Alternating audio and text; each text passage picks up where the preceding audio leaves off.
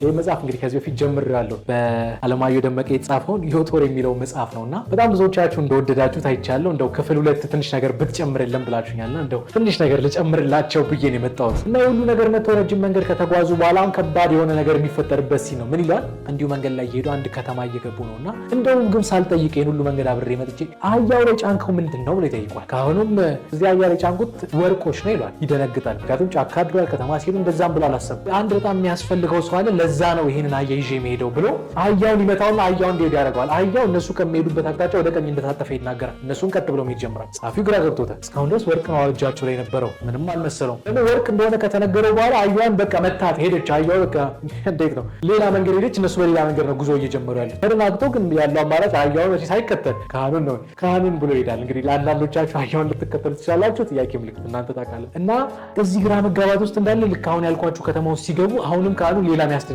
ነገር ይነግሯል። ምን ይላል? አንድ መሄድ ያለብኝ ቦታ ስላለ አንተ የት እንደምትሆን አውቃለሁ፣ እዚህ ከተማ ጠብቀኝ፣ ግን የሆነ ቦታ ደርሼ መምጣት አለብኝ ይላል። ማያውቀው ሀገር ነው፣ ማያውቀውን ሰው ነው ተከትሎ ሄደው። ሰላም እንዴት ናችሁ? ውድ የቡክቶክ ዊዝ ፊራ ቤተሰቦች፣ ፊራ ነኝ። ይህ ደግሞ ሳምንታዊ የመጽሐፍ ዳሰሳ ፕሮግራማችን ነው።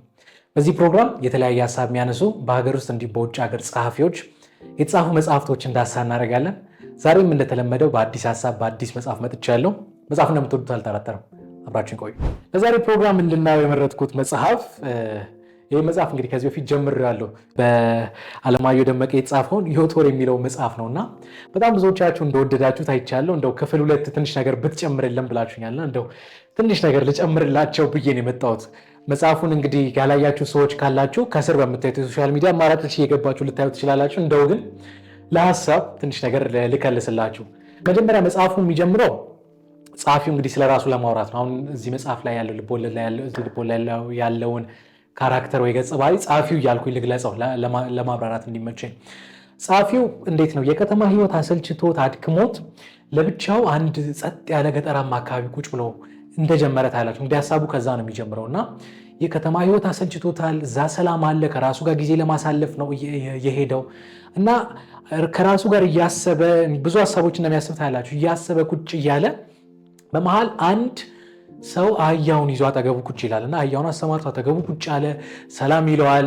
ጸሐፊው ብዙ መናገር አልፈለገም። እንዳልኳችሁ ከራሱ ጋር ለማሳለፍ ነው የፈለገው። ሰላም ብሎ ሊነሳ ሲሄድ ይኸውን ያልኳችሁ ሰውዬ ተረጋግቶ ብቸኝነትህን ወሰድኩብህ አይደል? እኔ ከሩቅ ቦታ ነው የመጣሁት፣ ወደ ሩቅ ቦታ ነው የምሄደው። እንደው ሰው ካገኙ አይቀር ትንሽ ደቂቃ ባወራህ ደስ ይለኛል ይለዋል እና ረጅም ሰዓት እዛ ተቀምጠው ያወራሉ እና ይህ ሰው አሁን ያልኳችሁ ሰውዬ ከጸሐፊው ትንሽ ወጣ ያለ ነገር ሲያይበት ያላችሁ። ምክንያቱም የተለያዩ ጥያቄዎችን ይጠይቋል፣ የተለያየም ነገር ይነግሯልና የሚነግረው ነገር ከዚህ ሰው ህይወት ጋር ከጸሐፊ ህይወት ጋር በጣም የሚገናኙ ናቸው። እንደውም አብዛኞቹ ተመሳሳይ ነገር እንደው በቀጣይ እንዲሆኝ ብሎ ሲናገር ግልጽ የሆነ ነገር እንደምታዩት ያላችሁና የሆነ ሰዓት እንደውም ጸሐፊ ደንግጦ አንተ ማን እንዴት ነው ስለኔ ማወቅ የቻልኩ ከኔ ህይወት ከሚገናኙ ነገሮች እንዴት ታውቃለህ ብሎ ሲጠይቆት ያላችሁና ሰውየው ጠቢብ የሆነ ሰው ተረጋግቶ እዚህ መጣው እንግዲህ እኔን ለማወቅ ከኔ ጋር ጊዜ ለማሳለፍ ሳይሆን ራስን ለማወቅ ነው። እኔ ማወቅ አንተን ለማወቅ አይጠቅምህም፣ ግን ከጠየቀኝ አይቀር እኔ ካህን ነኝ ይለዋል፣ ገበሬ ነኝ ይለዋል፣ መንገደኛም ነኝ።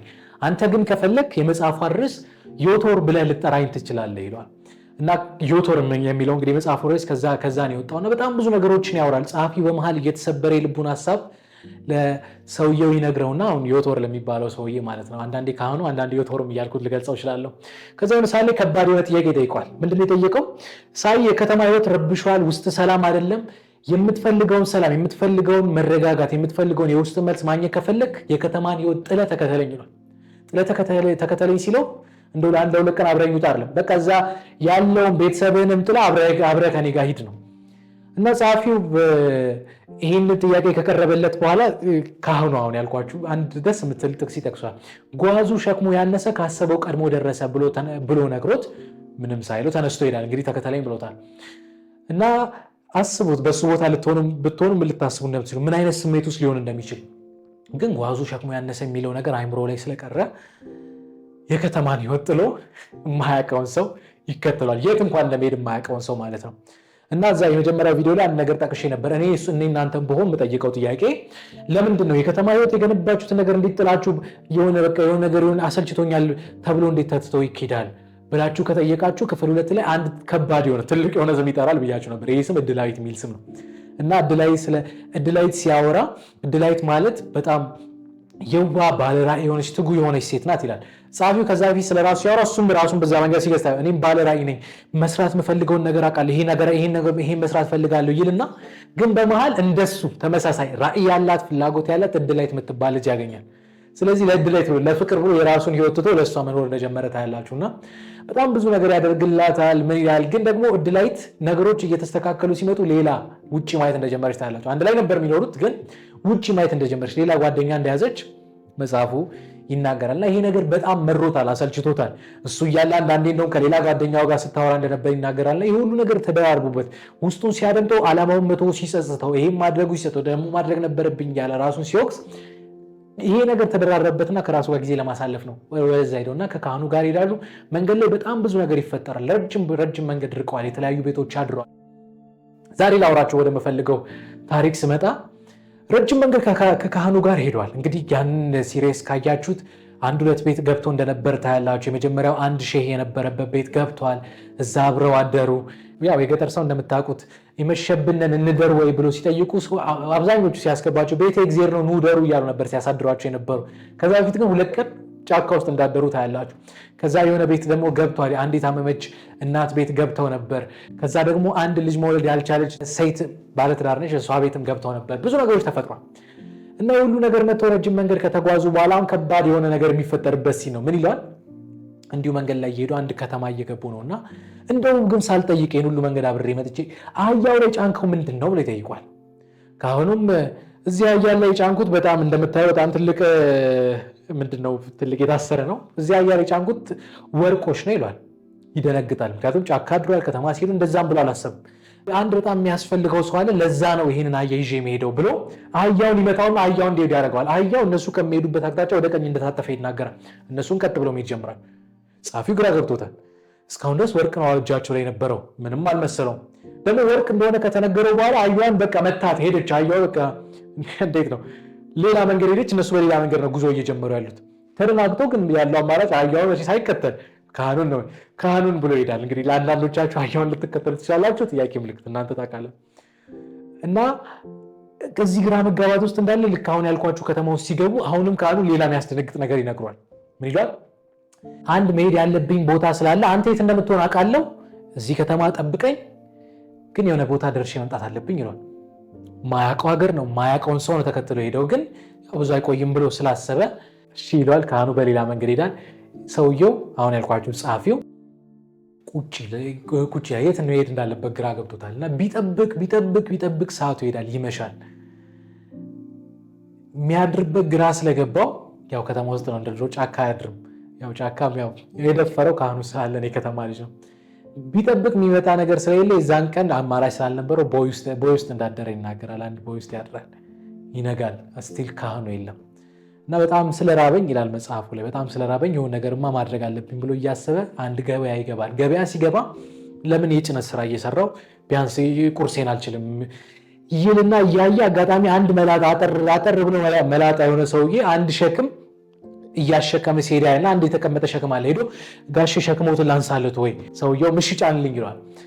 ምን ይላል? መጀመሪያ ቀላል ነው ብሎ ነው ያሰቡ፣ ግን ከፍ ሲያደርገው በጣም ከበደው። እንዴትም ብሎ እየተጣጣረ ሊሸከመዋልና ድንገት እቃው ይወድቅበታል። እቃው ሲወድቅበት አሁን ያልኳችሁ ሰውዬ ተናዶ በጥፊ እንዳለው ታያላችሁ። እና አይ ቲንክ ራርቶለት ይሁን አላውቅም፣ በጥፊ ካለው በኋላ የሆነ ሳንቲም እንደወረወረለት ይናገራል። ደንግጧል። አስቡት፣ ራሱን ችሎ የሚኖር የከተማ ህይወት የለመደ ሰው፣ ለተወሰነ ቀናት ጫካ ውስጥ እያደረ የነበረ ሰው፣ ግራ የገባ ሁኔታ ውስጥ ያለ ሰው በጥፊ ተመታ። ድብልቅልቅ ያለ ስሜት እንደተሰማው መጽሐፉ ላይ ይናገራልና ግን በመሃል አንድ እንደዚሁ ሌላ ነጋዴ ከሩቅ እያየ ነበረ። ሌላ ነጋዴ ራርቶለት ይጠራዋል እና ይለዋል። ከዛ ጠርቶት እዛው ይጋብዘዋል። ከዛ በኋላ አንድ ካርቶን አለኝ፣ እሷን እስኪ መኪና ላይ ጫነልኝ፣ ከዛም ደግሞ ታወርድልኛለህ ይለዋል። እሺ ብሎ ይጭንለታል። መንገድ ላይ ያወራሉ ስላጋጠመው ነገር። ብዙ ነገር ካወሩ በኋላ ቦታው ደረሰ። ሱቁ ላይ አወርድልኝ ያለው። ከዛ ይሄ ሰውዬ እንግዲህ መልካም የነበረ ሰው እንደሆነ መጽሐፉ ላይ ይናገራል። እሺ ብትሄድበት ቦታ ከሌለ ለምን እኔ ጋር እዚሁ ሱቅ ነበረው፣ እኔ እዚህ ሱቅ ልቅጠርህና እኔ ጋር ታድራለህ፣ ለምን 300 ብር እየከፈልኩ አትሰራም ይሏል። ለዚህ ሰው በጣም ትልቅ እድል ነው። ካህኑ መች ሊመጣ እንደሚችል አይታወቅም። አንድ ቀን 2 ቀን ሊፈጅ ይችላል። ሰው እስኪመጣ ድረስ ልስራ ብሎ ስራ እንደጀመረ ታያላችሁ። እንግዲህ ከነሱ ጋር መኖር ይጀምራልና የሰውየው ስም አማን እንደነበር ይናገራል። ሙስሊም ነው።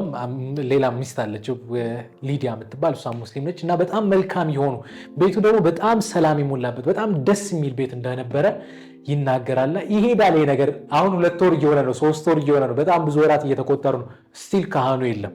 ለትንሽ ጊዜ ተብሎ የተጀመረ ነገር እዛ ቁጭ እያለ ሰውየውም ጸሐፊውም እየተመቸው ነው። እውነት ለመናገር መጽሐፉ ላይ እየተመቸው እንደመጣ ይናገራል። በመጀመሪያ ሲሪየስ ላይ እኔ ዓላማዬ የጥበብን መንገድ መግለጥ ነው ብሎ እንደነበር ነግሬያቸዋል። መጽሐፍ ይወዳል። ስለዚህ እየበላ ነው፣ እየጠጣ ነው፣ ደሞዝ እያገኘ ነው፣ ስፔንድ ማድረግ የሚችለው ገንዘብ አለ፣ የራሱ ክፍል አለው፣ ይጽፋል። ስለዚህ ጥሩ የሆኑ ሰዎች ቤት እየኖረ ነው። ከዚህ በላይ ምን ይፈልጋል? ካህኑ እስኪመጣ ድረስ ጥሩ ማቆያ ነው። እና አንድ ሲን ይናገራል፣ ብዙ ታሪኮች ይናገራል። ግን አንድ ታሪክ እንደው ለይቼ ላውጣላችሁ። ምን ይላል? አንድ ቀን አማን እንዳልኳቸው በጣም መልካም የሆነ ሰው ብዙ ሰዎችን ያበድራል፣ ይረዳል። እና አንድ እንዲህ የአማን ውለታ ያለበት ሰው በጣም ትልቅ የሆነ ከሰል ይዞለት ይመጣል። እና ከሰል አምጥተው አስቀምጡ። በጣም አመሰግናለሁ ውለታ ብሎ ከሰል ያስቀምጥለታል። አማን ተቀበለና ቤት ገብቶ ከጸሐፊው ጋር እየሳቁ ያወራሉ። ዲያየው ምንም የሚያክል ከሰል እናመጣል፣ እኔ አሁን ከሰል ቸገረኝ እያለ ይስቃል። እና እንደ ቀልድ ነው የሚያወሩት።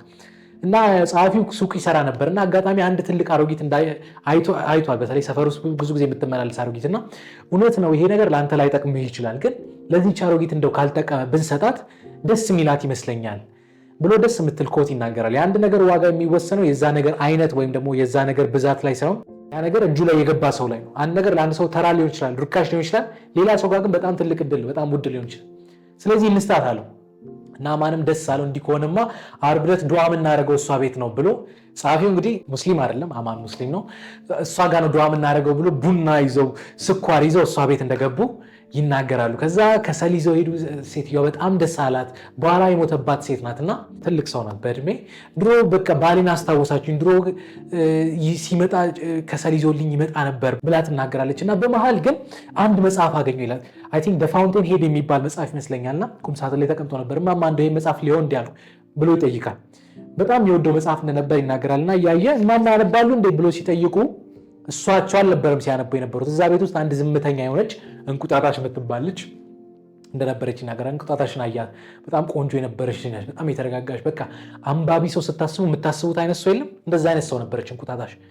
እና እንደው መጽሐፉን እኮ ብታበድሪኝ ደስ ይለኛል ብለው እንደዛ ወሬ ይጀምራሉ። አሁን ስለነሱ ታሪክ አልገባም፣ ግን በቆይታ እንቁጣጣሽና እሱ ጓደኛሞች እንደሆኑ ታያላችሁ። ይህን ሀሳብ ያወራሁት ምን ያህል መልካም ሰዎች እንደሆኑ ለማውራት ነው። አማንና ሊዲያ ግን የሆነ ክፍል ላይ ደርስና ምን ይላል? እኔ እዚህ ቤት ስገባ ቤቱ የሰላም ቤት ነበር፣ ግን አሁን ቤቱ ጸጥ ወደ ማለት እየሄደ ነው። ሊዲያ በጣም መልካም ሴት ናት፣ የተለየ አሳሰብ አላት፣ ጥሩ ባህሪ ያላት፣ ግን ያልተለመደ ዝምታ እያመጣች ነው። አማንም እንደ ድሮ በቃ የሚስቅ የሚጫወት ሰው ነበር፣ ግን ቤት ሲገባ እየተረጋጋ መጣ። ምንድን ነው ያልለመደ ሁኔታ ውስጥ ነው ያለውና አንድ ቀን እንዲሁ ቤቱ ጸጥ ባለበት ቁጭ ብላለች ሊዲያ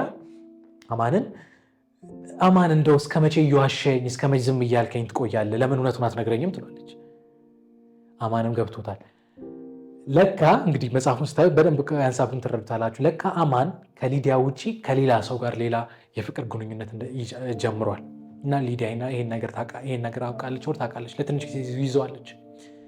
እና አማን ሊዲያን በጣም እንደሚወድ ይናገራል። አልደበቃትም፣ አላመቻመቸውም፣ እውነቱን ይነግራታል። እና እውነቱን ሲነግራት የፍቅር ግንኙነት የጀመረው ሰፓራ ከምትባል ከሌላ ሴት ጋር ነው። እሷ ክርስቲያናት፣ እሱ ሙስሊም ነው። እና ስለ ሰፓራ ሲያወራ እሷም አስተዋይ ናት፣ በጣም መልካም ባህሪ ያላት ናት ይላታል ጸሐፊው። እንደው ከጸሐፊው ጋር እንደሚተዋወቁ ይናገራል። ጸሐፊው የጠረጠረው ነገር ነበር። እና በጣም መልካም ባህሪ ነበራት ናት። ውጭ ሀገር ሄዳ የመማር ዕድል አግኝታለች። ግን ካንሰር ይዛትና ሀገሯ ተመልሳ እዛ መኖር እንደጀመረች ይናገራል። መኖር ብቻ አይደለም፣ መልካም በጎ የሚባሉ ስራዎችን እየሰራች ሰዎችን ትረዳ እንደነበር፣ ስራ እሱ እንደነበር ይናገራልና ይነግራታል። በጣም ታማ ነበር፣ የካንሰር ታማሚ ነች። ሰው በሆነ አጋጣሚ ተገናኙ። ስለዚህ የልቧን ሀሳብ ስታወራው ቀስ በቀስ ያው እርስ በርስ ማውራት ሲጀምሩ ቀስ በቀስ ወደ ፍቅር ግንኙነት እንዳደገ ይነግራታል። የልቡን የነገራት ሊዲያ የምታውቀው ነገር ነው። የምታውቀውን ነገር ግን ስለሰማች ደንግጣለች። ትንሽ ጊዜ እፈልጋለሁ ብላ እሷ መኝታ ቤት ገብታ ቁጭ ትላለች። አማን ሶፋ ላይ ይተኛል። ከዛ ማታ ትነሳለች ሊዲያ። እንግዲህ መልካም ልብ ያላት ናት ብያቸዋለሁ። ማታ ተነስታ ተቀሰቅሰዋለች። ይቅርታ ጠይቀው እኔ እኮ በሀሳብ ወስዶ እንቅልፍ ይዞኝ ሄዶ ነው እንጂ አንተ እዚህ ላይ እንድተኛ አልፈልግም ብላ ሄዶ አብረው አልጋ ላይ እንደተኙ ይናገራል። ግን አማን ግራ ገብቶታል። ከዛችኛዋ ሴት ጋር ከሰጳራ ጋር የተቀራረበው አዝኖላት ነው። ቀስ በቀስ ነው ወደ ፍቅር ግንኙነት የተቀየረው። ግን ሊዲያ ላይ በጣም ዋጋ ከፍሏል። በጣም መልካም ሴት ናት። በጣም የሚወዳት ናት። እዚህ ግራ መጋባት ውስጥ ሆኖ በንጋታው ይሄድና ሰጳራ መለያየት አለብን ይላታል። ምክንያቱም ሚስት ያውቃለች በጣም ወዳት ሊዲያን ነው ከእሷ ጋር መኖር የምፈልገው የሚል ነገር ይነግራታልና እንደው መልካም ፈቃድሽ ከሆነ እንደ ወንድምና እንደ እህት እንሆን ይላታል። እና ሰጳራ ብዙ አላወራችም። እንደዛ እንኳን መሆን አንችልም ብላ ተነስታ መኪናውን አስደስታ ወደ ቤቷ ትሄዳለች። እና ከትንሽ ደቂቃ በኋላ ስልክ ይደወልላታል ለአማን። ምንድነው የሰጳራ ጓደኛ ሰጳራ ራሷን ስታ ሐኪም ቤት ነው ያለችው፣ ከባድ ሁኔታ ውስጥ ነው ያለችው፣ እባክህ ድረስላት ትለዋለች ለአማን። አማን ይሄዳል። ግራ ገብቶታል። ራሱን እየወቀሰ ነው። እንዲህ ማለት አልነበረብኝም ይላል። ግራ የገባው በቃ ከራቃት እቺ ልጅ መታመሟ ነው። ከሊዲያ ጋር ደግሞ ባልና ሚስት ናቸው። ግራ የገባው ሁኔታ ውስጥ እያሉ ይሄን ነገር ሊዲያ ትሰማለች እንደታመመች እና ሊዲያ ደንግጣ እንደውም ከባድ ነገር እንደተናገረች ታለች። ምን ትላለች? እንደው አማን እባክህ ሪኮመንድ ማድረግ አይደለም ወይ እንዲያርግ ብላ እየመከረችው አይደለም፣ እየለመነችው ነው። ይቺ ልጅ አንተን ጋጣች ስለምትሞት እሷንም ማግባ ብላ ተናግረዋለች። እንግዲህ በእነሱ ህጉም ይፈቅድላቸዋል ከአንድ በላይ ሚስት ማግባትና እሷን አግባት ያለበለዚያ ትጎዳባለች ብላ የራሱ ሚስት ሌላ ሴት እንዲያገባ ስትለምነው ታያላችሁ። እና አማን ደንግጧል። ምንም ማለት አንቺ ሴትዮ ጤነኛ ነሽ ወይ እስኪላት ድረስ እንደዚህ አይነት ሴት አጋጥሞኛ አያውቅም እስኪል ድረስ እና የዛ ቀን ማታ እንደውም እስኪ አስብበታለሁን ያላት አብሮ ለሰጳራ ሁለቱም አብሮ ዱዓ አድርገውላት እንደተኙ ይናገራልና በጊዜ ሂደት ነገሮች ሰላም እየሆኑ መጥቶ ከሰጳራ ጋር ሊጋቡ የዕለት ሁለት የሰርጉ ቀን መጣ እና አማንና ሊዲያ ከተጋቡ አይ ቲንክ 1 ዓመት ከምናምን አካባቢ ሆኗቸዋል። ልጅ አልወለዱም። እሷ መካን እንደሆነች ተነግሯታልና የሰርጉ ዕለት ምን ይሆናል? የሰፈሩ ሰው የተሰበሰበው እውነት ለመናገር መጽሐፍ ላይ ስታዩ ስለ ሰርጉ አይደለም፣ ስለ ሊዲያ ነው። ይቺ የምታክል ሴት በጣም አስተዋይ የሆነች ነገሮች የምታይበት መንገድ በጣም ኦድ የሆነች ሴት ደግሞ ስትመጣ ዝም ብሎ ለመታደም ብቻ አይደለም፣ በቃ እንደራሱ አድርጋ ነው የደገሰችው። ደስተኛ ሆና ነበር እና የሰርጉ ዕለት ሄደ። ከዛ ማታ ላይ በጣም ደስተኛ ሆኗል። ሰው ሁሉ ተሰብስበው አንድ ምነግራችሁ ነገር አለኝ ትላለች። ምንድን ነው? ሰው ሁሉ ሰጥ ብሏል። ረጅም ዓመት እንዳልኳ ኦልሞስት 1 ዓመት ከምናምን ልጅ መውለድ አልቻለችም እና አርግዣለሁ ትላለች። በቃ ቤቱ ይቀወጣል። እንግዲህ ምንም ቪዲዮ እንትን እንደሆነ እንግዲህ እኛ አልለመድንም በባህላችን እውነት ለመናገር የተለመደባቸው ቦታዎች አለ። ሰጳራ በጣም ደስ አላት፣ እልል አላት። አማን ደስ አለው ላለ ጸሐፊም ደስ አለው። ብቻ ግራ የገባው ደስ ያለ ሁሉም ደስ አላቸውና ግን ምን አለች? ምን ሆነ መሰላችሁ ብላ ወሬዋን ትቀጥላለች። ከደስታው በኋላ አማን ትዝ ይልሃል እንትናን ማን ነው ሰጳራን አግባብ እየለመንኩለት የዛን ቀን ህልም አየሁ አለች። ምንድን ነው ህልሙ? እዚህ ጋር ነው የመጽሐፍ ሐሳብ በጣም ካች የምትሆነው። ምን ይሆናል? አንድ ቀን ተኝቼ ምንድነው ቤት ሳሎን ቁጭ ብዬ ይመስለኛልና እያሰብኩ እያለ በር ይንኳኳል። ጸሐፊው እሷ ሐሰን ነው የምትለውና ሐሰን ሄዶ በር ተንኳክቷል። በሩን ይከፍታልና በር ላይ ብዙ አይታየኝም፣ ግን ሳየው አንድ ትልቅ ሽማግሌ አጠገቡ አህያ ቆሟል። ከሱ ጋር ነበር እያወራ የነበረው ትለዋለች። እና ልክ እንዳየው ትንሽ ነገር እንዳወሩ ፈገግ ብሎ በሩን በደንብ ይከፍትለታል። እና ሰውየው አህያውን ይዞ በጣም ትልቅ የሆነ ሰው ነው፣ በእድሜ ገፋ ያለ ነው። ነጭ ፂም አለው፣ ነጭ ልብስን የለበሰው። ከዛ አህያውን እዛ ጋር አቁሞ ይሄድና ሰጲራ ጋር ማን ነው ሊዲያ ጋር ሄዶ እዚህ አህያ ውስጥ አህያው ወርቅ ጭኗልና ይህን ወርቅ ይዤልሽ የመጣሁት ለአንተ ነው፣ በህልሟ ነው። ይህን ወርቅ ይዤልሽ የመጣሁት ለአንቺ ነው አለኝ ትላለች። እና ሰው ሁሉ ትልቅ አባቶች ነበሩ፣ ይሄማ በቃ በረከት ነው፣ ይሄማ ድንቅ ነገር ነው እያሉ ከዛ ያኔ እንዳረገዘች ነው እንግዲህ መጽሐፉ ኮንቴክስቱ የሚናገረውና ያኔ ጸሐፊው አይምሮዬ ሊፈነዳ ደረሰ ይላል። ምክንያቱም ይሄ ነገር እውነት ነው፣ ግራ ገብቶታል። ይሄ ሰው እውነት ይሄን ሽማግሌ ዲስክሪፕሽኗ ሽማግሌ ነው፣ አህያ ይዟል፣ አህያው ደግሞ ወርቅ ይዟል። ከትንሽ እንዳልኳቸው አሁን ኦልሞስት ዓመት ሆኗል። እና ይህን ነገርማ ሳልናገር አሉልም ብሎ ስለነበረበት ሁኔታ ይነግራቸዋል። አንድ ሽማግሌ አግኝቼ ነበር፣ ከዛ በኋላ እንዲሆነ አህያው ወርቅ ይዞ ነበር። ከዛ በኋላ ይህን ወርቅ ለአንድ ሰው ማድረስ አለብኝ፣ ለሱንም ወርቁን ያስኩት ብሎ አህያውን መታውና አህያው ሄደ። ከዛ በኋላ እንዲህ ብሎ የነበረውን ሴናሪዮ ይነግረዋል። የእሷ ህልምና እሱ እውነት ያጋጠመው እንግዲህ እውነት ይሁን አይሁን በዚህ ሰዓት ግራ ገብቶታል ሰውየው። ያ ነገር እንደተፈጠረ ይናገራል። ለካ ያ ወርቅ ሽማግሌው ይዣለው ያለው ወርቅ ለሊዲያ መሆኑን ታያላችሁ። ግን ህልሟ መጨረሻ ላይ አንድ ነገር ትናገራለች። ከዛ በኋላ ይላል ከዛ በኋላ አለች ህልሟ ላይ ይህንን ወርቅ አመጣልኝ በኋላ ሰውየው ሐሰን ነው የምትለው ጸሐፊውን ሐሰንን ይዞብኝ ሄደ፣ አልሰሙኝም። ከዛ አንድ ላይ ተያይዞ ሄዱ ብላ እንደተናገረች ታያላችሁ። ትዝ ካላችሁ ካህኑ ተመልሼ የት እንደምትኖር አውቃለሁ ተመልሼ እመጣለሁ ብሎታል። ስለዚህ ለሱም ምልክት ነው። ሊዲያ ከወለደች የምትወልድበት ጊዜ ወርቋ ልጇ ከሆነ ስለዚህ እሱም ሊንቀሳቀስ ነው ማለት ከካህኑ ጋር ሊገናኙ ነው። ዓመት ከምናምን ኦልሞስት ረጅም ጊዜ ሆኗል። እንደዛ ብሎ የመጽሐፉን ሐሳብ ይጨርሳል። ምን ብሎ የሚጨርሰው የአንድ መንገድ መጨረሻ የሌላ መንገድ መጀመሪያ ነው። ከዚህ በኋላ ምን ሊፈጠር እንደሚችል ማን ያውቃል ብሎ መጽሐፉ እንደጨረሰ ታያላችሁ። እንግዲህ መጽሐፉ ክፍል 2 ደግሞ ሌላ መጽሐፍ አለውና እሱ መጽሐፍ እንድታነቡት እሱ ዳሰሳ ማድረጉ አይመስለኝም። እውነት ለመናገር ካረኩት ማድረጉ ግን ቅርብ ጊዜ ማድረጉ አይመስለኝም ይላል። መጽሐፉን እንድታነቡት ባለፈው አንባችሁ በጣም አሪፍ ኮመንቶችን እየሰጣችሁ እንደነበር አይቻለሁ። በደንብ እንድትረዱት መጽሐፉ እንድታነቡት ጋብዛችኋለሁ። እንደወደዳችሁት እንደምትወዱትም አልጠራጠርም። ከኔ ጋር ግን ዛሬ የነበረን ቆይታ ይሄን ይመስላል። ስለ መጽሐፉ ያላችሁን አስተያየት ከስር በምታዩት የሶሻል ሚዲያ አማራጮች እየገባችሁ አስተያየቶቻችሁን ጻፉልኝ። ከኔ ጋር ግን በዚህ ሳምንት የነበረን ቆይታ ይሄን ይመስላል። ቀጣይ ሳምንት እንዲሁ በሌላ ሀሳብ በሌላ መጽሐፍ እንገናኛለን። የቀጣይ ሳምንት ሰው ይበለን። መልካም ሳምንት ባይ